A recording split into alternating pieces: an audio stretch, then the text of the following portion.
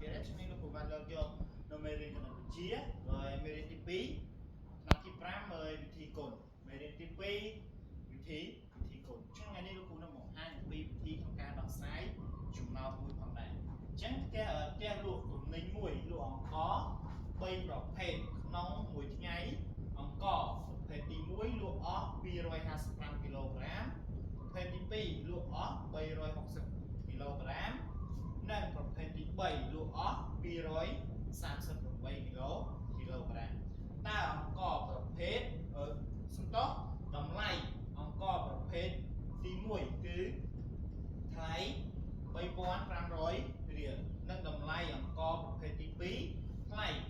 2800រៀលនិងអង្ករ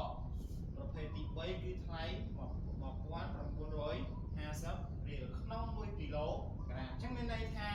អង្ករ3ប្រភេទហ្នឹងដែលគេលក់ក្នុង1គីឡូក្រាមហ្នឹងគឺទី1ប្រភេទទី1គឺ3500និងប្រភេទទី2គឺ2800និងប្រភេទទី3គឺ1950ក្នុង1គីឡូក្រាមអញ្ចឹងគេសួរថាតើទាំងនោះលក់អង្ករទាំងអស់បានប្រាក់ប្រមាណរៀលតោះជាងយើងទៅធ្វើប្រមាណវិធីឬមករបៀបឆ្លើយជាមួយគ្នាទាំងអស់គ្នាតោះរបៀបឆ្លើយទី1គឺយើងអាចរកបាន3របៀបដែលទី1គឺរកចំនួនប្រាក់លក់អង្ករលើទីប្រភេទទី1ដោយយើងដឹងថាអង្ករដែលគេលក់ប្រភេទទី1ហ្នឹងគឺលក់ដោយអស់255គីឡូក្រាមហើយយើងដឹងថាក្នុង1គីឡូក្រាមគឺតម្លៃ3500រៀលអញ្ចឹងយើងអាចយកតម្លៃ3500រៀលហ្នឹងយកទៅគុណជាមួយនឹងអង្ករដែលគេលក់អស់គឺ255គីឡូក្រាមអញ្ចឹងយើងទៅធ្វើប្រមាណវិធីទាំងអស់គ្នាដោយយើងយក3500រៀលយកទៅគុណនឹង255គីឡូក្រាមអញ្ចឹង5 0ដង0 5 0ដង0 5 5ដង20 25អញ្ចឹងយើងអាចសរសេរ5ត្រាទុក2 5 3ដង15 15បូកនឹង2 15 17តោះយើងទៅធ្វើផ្ទុំទៀតនេះ5 0ដង0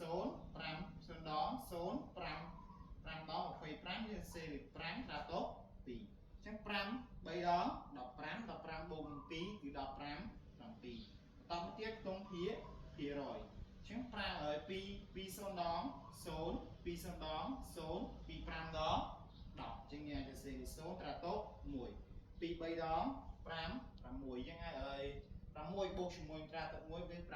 7បន្ទាប់ពីយើងធ្វើប្រមាណវិធីគុណហើយយើងបូកវាចូលគ្នានៅ0អត់ឲ្យបូកវាយើងទម្លាក់ចុះ0 5បូក0បូក0ស្មើឲ្យ5 7បូក5ស្មើ10 12អញ្ចឹងយើងសរសេរ2ត្រាទុក1បើ1បូក7 5 8បូកជាមួយនឹងត្រាទុក1គឺ5 9 7បូក1បូក7គឺ5 8តោះអញ្ចឹងយើងទៅធ្វើជាងចម្លើយទុំទី1របស់យើងគឺឃើញចម្លើយទុំទី1គឺយើងឃើញ892,500រៀលអញ្ចឹងយើងទៅដល់រក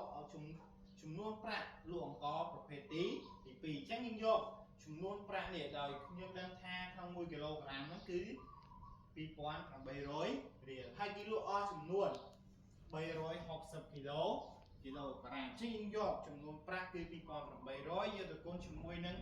ចំនួនអង្ករគឺ360អញ្ចឹងយើងគុណមក0គុណនឹង0 0 0 0គុណនឹង8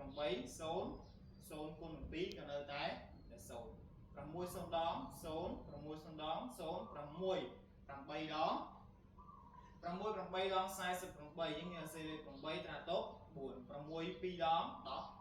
យើងសរសេរបូកជាមួយនឹងត្រាទុក4ទៀតគឺឡើង15 6 3 0ដង0 3 0ដង0 3 8ដង38ដង24យើងសរសេរ4ត្រាទុក2 3 2ដង6 6និង2គឺ5 8អញ្ចឹងតមកទៀតយើងធ្វើប្រមាណវិធីបូក0ឲ្យបូកយើងទម្លាក់ចុះ0បូក0 0 0បូក0បូក0បូកស្មើឲ្យ0 0បូក8បូក0ស្មើ5 8 6បូក4ស្មើ10ជាងយើងសរសេរ0ត្រាទុក1 1បូកនឹង8គឺ5 4បូកជាមួយនឹងត្រាទុក1គឺយើងឡើង10អញ្ចឹងចម្លើយគឺប្រាក់ចំនួនប្រាក់ដែលលក់អង្ករលើកទី2ហ្នឹងគឺស្មើឲ្យ1,000,000 រៀលចឹងដល់តុងទី3គឺយើងរកចំនួនប្រាក់លក់អង្ករប្រភេទទី3ចឹងយើងយកដូចគ្នាគឺយើងយកចំនួនប្រាក់នេះដល់ក្នុង1គីឡូក្រាមហ្នឹងគឺប្រភេទអង្ករទី3ហ្នឹងគឺ1900ហើយយកទៅគុណនឹងចំនួនដែលហាងនោះដែលផ្ទះនោះបានលក់គឺ238គីឡូក្រាមយើងធ្វើកម្មវិធីគុណមកដោយ8គុណនឹង0គឺ0 8 5ដង40យើងសេ0ត្រាទុក4 8 9ដង72បូកជាមួយនឹងត្រាទុក4គឺឡើង75 6ជាងយើងសេលេខ6ត្រាទុក5 7 8ម្ដង8បូកជាមួយនឹងត្រាទុក7គឺឡើងដល់15 3 0ដង0 3 5ដង15យើងសេលេខ5ត្រាទុក1 3 9ដង27បូកជាមួយនឹងត្រាទុក1គឺឡើង5 8 3ម្ដង3បូកជាមួយនឹងត្រាទុក2គឺឡើង5អញ្ចឹងដល់ផ្ទុំភាគរយគឺ20ដង0 2 5ដង10យើងសេលេខ0ត្រាទុក1 2 9ដង15 8 18បូកជាមួយនឹងត្រាទុក1គឺ15 4ជាងយើងសេលេខ9ត្រាទុក1 2ម្ដង2 2នឹង1 3បន្តពីយើងគុណហើយយើងធ្វើកម្មវិធីបូក0យើងអត់ឲ្យបូកទម្លាក់ចុះ0បូក0 0 6បូក5បូក0ស្មើ11អញ្ចឹងសេលេខ1ត្រាទុក1 5បូកនឹង8គឺ10 13បូកជាមួយនឹងត្រាទុក1គឺ14យើងសេលេខ4ត្រាទុក1 1បូក5បូក9ស្មើឲ្យ10 15បូកជាមួយនឹងត្រាទុក1គឺ15 1យើងសេលេខ6ត្រាទុក1បើឲ្យ1បូក3ស្មើឲ្យ4បន្ទាប់ពីយើងបានចម្លើយហើយយើងមកមើលចំនួនអង្ករប្រភេទទី3នេះគឺគេលក់បានចំនួន40000សំដៅ4,64100រៀលអញ្ចឹងយើងដឹងថាគេលក់លើកទី1បានប៉ុណ្ណេះលើកទី2បានប៉ុណ្ណេះលើកទី3បានប៉ុណ្ណេះអញ្ចឹងយើងត្រូវរកចំនួនប្រាក់សរុបដោយសារតែគេគឺតើគេសួររកថាតើផ្ទះនោះលក់អង្ករទាំងអស់បានប្រមាណរៀលអញ្ចឹងយើងត្រូវរកប្រាក់សរុបដែលលក់អង្ករលើអង្ករប្រភេទទី1ប្រភេទទី2និងប្រភេទទី3នេះដើម្បីដឹងថាចំនួនសរុបដែលគេលក់អង្ករហ្នឹងបានប្រាក់ប្រមាណរៀលអញ្ចឹងដើម្បីអាចរកប្រាក់សរុបបានគឺយើងត្រូវរកយកប្រាក់ដែលលក់ក្នុងអង្ករប្រភេទទី1និងប្រភេទអង្ករទី2និងប្រភេទអង្ករទី3ហ្នឹងយកបូកចូលគ្នាអញ្ចឹងយើងធ្វើកម្មវិធីបូកដែលយើងដឹងថាអង្ករប្រភេទទី1គឺ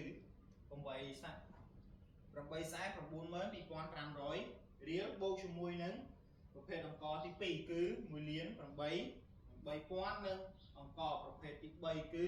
4,610,100រៀលអញ្ចឹងយើងធ្វើកម្មវិធីបូកមក0បូក0បូក0ស្មើឲ្យ0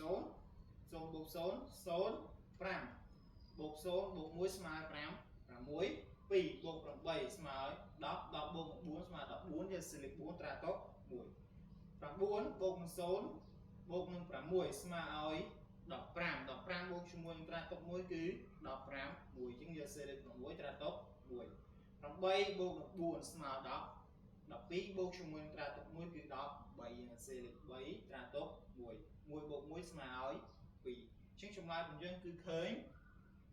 2,364,600រៀលអញ្ចឹងយើងឆ្លើយថាចំនួនប្រាក់សរុបដែលផ្ទះនោះលក់អង្ករទាំង3ប្រភេទ